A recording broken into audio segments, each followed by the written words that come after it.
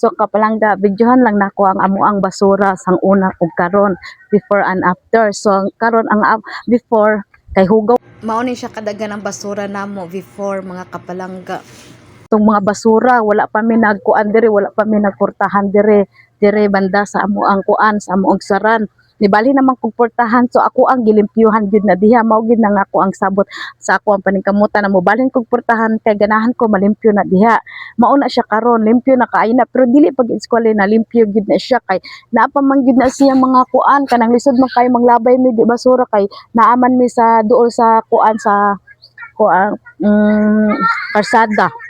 So ako ara ginagi anam-anam og sunog. Kay di man mo pwede magsunog kay tungod sa kuan kuryente. Dili mi pwede magsunog. So gianam-anam na namo para ang mga basura mo adto dito kay naa pa man ang mga buho-buho diha. So ginapakuan na ako gipadto sa mga basura disiligan. Mao na karon ang amo ang lugar dire. Mao ni ako sa limpyo na kayo, pero di dito tali na gid na limpyo gyud. At least ba nakuhaan gyud siya og mga basura og maagihan na siya og mga tawo dire sa amo ang kuan kanang luyo.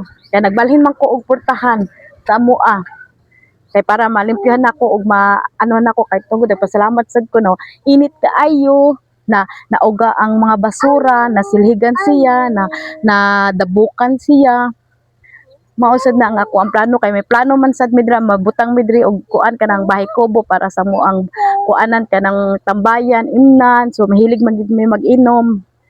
Muna ako ang gilimpyuhan gyud. Salamat sa pagtan-aw og sa akong video og follow kamo pagtan-aw sa ako ang mga